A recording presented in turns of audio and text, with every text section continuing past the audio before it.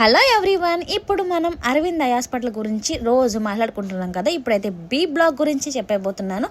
Skip చేయకుండా ఇంట్రెస్టింగ్గా ఉన్న వాళ్ళు ఖచ్చితంగా ఎండింగ్ వరకు చూసేయండి. ఈ బి బ్లాక్కి వెళ్ళాలంటే రోడ్డు అవతలకి వెళ్ళాలి. కొద్దిగానే డిస్టెన్స్, కొద్దిగానే రోడ్డు ఒక్కటే అడ్డుగా ఉంటుంది రెండింటికి. ఈ రూమ్స్ చూస్తున్నారు కదా, ఈ రూమ్స్ ఏంటంటే పేషెంట్స్కి ఇస్తారనమాట. ఇక్కడ అన్ని ఆపరేషన్స్ అని చెప్పాను కదా, అక్కడ అన్ని టెస్టింగ్స్. ఇక్కడ ఆపరేషన్ చేసే వాళ్ళకి ఇలా రూమ్ ప్రొవైడ్ చేస్తారు. ఛార్జ్ అనేది తక్కువగానే ఉంటుంది రూమ్ని బట్టి. 2 members 4 members single room 2 beds ఉంటాయి. మనకి ఏసీది ఉంటుంది, నాన్ ఏసీది కూడా ఉంటుంది. ఇక్కడ వాష్రూమ్స్ కానీ ఫ్లోర్ కానీ చాలా నీట్ అండ్ క్లీన్గా ఉంటాయి. ప్రతి ఫ్లోర్కి రిసెప్షనిస్ట్ ఉంటారు. ఇక్కడ 2 lifts ఉంటాయి కదా, రెండిట్లోనే ఎక్కొచ్చు. మనకు అబ్జెక్షన్ ఏమీ లేదు వాళ్ళే ఎక్కాలి అని, ఎందుకంటే ఇక్కడ వచ్చిన వాళ్ళు అందరూ పేషెంట్సే కాబట్టి. స్టేర్స్ కూడా ఉంటాయి, ఇది డాక్టర్స్ యూజ్ చేసుకుంటారు. ఈ లిఫ్ట్ ఏంటంటే అక్కడ లిఫ్ట్ వేరేగా ఉండేది, మామూలుగానే అసలు లిఫ్ట్ ఎక్కమా లేదా అన్నట్టు ఉండేది. ఇక్కడైతే గుండె జల్లు మనిపోతుంది అనమాట. ఎగ్జిబిషన్లో మనం ఇది ఎక్కుతాం కదా, జేఎన్టీవీలు ఎక్కుతాం కదా, అది దిగేటప్పుడు గుండె ఎలా జారిపోయినట్టు ఉంటుందో అలా ఉండేది ఈ లిఫ్ట్ ఎక్కుతున్నప్పుడు. కింద బట్టలు ఆరేసుకోవడానికి అయితే ఉంటుంది. ఇది చూసారు కదా, ఏ బ్లాక్ కనిపించింది మీకు విండోల నుంచి, అదే ఏ బ్లాక్, ఇది బి బ్లాక్. ఒక మధ్యలో ఒక రోడ్ అంతే. ప్రతి ఫ్లోర్కి రిసెప్షనిస్టులు ఉంటారని చెప్పాను కదా, వాళ్ళకి తెలుగు రాదు కాబట్టి మనం కొద్దిగా మేనేజ్ చేసేసుకోవచ్చు. కొద్దిగా ఇంగ్లీష్తో బాగా ఫ్లూయెంట్గా రావాల్సిన అవసరం లేదు. ఇక రూమ్స్ అయితే 500, 600, 1200, ఏసీ అయితే 2400 అనమాట. 24 hours వీళ్ళు వేకేట్ చేసేయమంటారు. అంటే మనకి ఉన్న ప్రాబ్లంని బట్టి వాళ్ళు ఖచ్చితంగా 2 days అయితే ఉంచుతారు. ఇక్కడ ఎనస్థీషియా డాక్టర్ ఉంటారు. అక్కడ అయిపోయిన తర్వాత టెస్టింగ్స్ ఇక్కడికి వచ్చేసి ఆవిడని కలిసి ఆవిడ మనకి అన్నీ లిస్ట్ ఇస్తారనమాట. ఇది తీసుకోండి, ఇంత టైంకి ఇది తీసుకోండి, ఇంకా ఈ టైం అయితే ఎర్లీ మార్నింగ్ నుంచి ఏం తీసుకోకండి అలా చెప్తారు ఆపరేషన్ ఉన్న వాళ్ళకి. ఇది కొంచెం చూసారు కదా, ఇదే రిసెప్షన్. కింద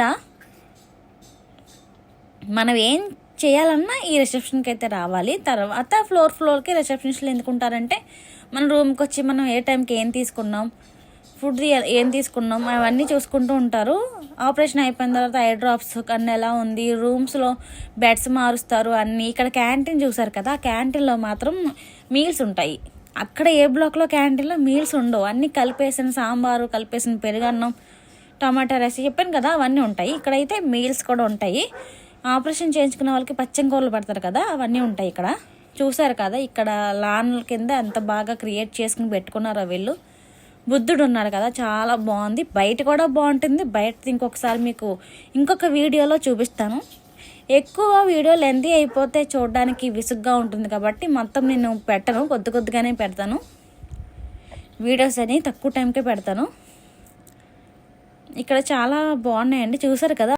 మీరు అబ్జర్వ్ చేసినట్టయితే బుద్ధుడు చూసారా, స్టూల్ మీద ఎంత పొందుగ్గా కూర్చున్నట్టుందో, చాలా బాగుంది. ఇక్కడ మొక్కలు ఎక్కువ ఉంటాయని. ఈ ఫ్లోర్స్లో రూమ్స్ కూడా చాలానే బాగుంటాయండి. అంటే మనం బడ్జెట్ ఫ్రెండ్లీగానే ఉంటాయి, రూమ్స్ కూడా బాగుంటాయి. ఎక్కడికక్కడ ఎమర్జెన్సీ ఎగ్జిస్ట్లు అనేవి ఉన్నాయి. ప్రతి రూమ్కి అంటే ప్రతి స్టేర్కి సీసీ కెమెరాస్ ఉంటాయి. అయినా సరే ఏదో తీస్తున్నాను. ఇక్కడ రిసెప్షన్లోనే కూర్చుంటారు వాళ్ళు. రూమ్ ఇచ్చే వరకు ఇక్కడే కూర్చోవాలి మనం. ఎనస్థీషియా డాక్టర్ని కలిసిన తర్వాత ఆవిడన్నీ చెప్పిన తర్వాత మళ్ళీ ఇక్కడికి వస్తే మనకి స్టే ఇస్తారనమాట వీళ్ళు. ఇక్కడ కూడా కాఫీ షాప్లు ఉంటాయి, వాటర్ కూడా అవైలబుల్గానే ఉంటుంది. ఇక్కడ కాఫీ షాప్ మాత్రం ఒకే ఒక ఫ్లోర్లో ఉంటుంది, అది కూడా రాసి ఉంటుంది. 4th floorలో ఉంటుంది. ఇది 5 floors ఇది కూడా.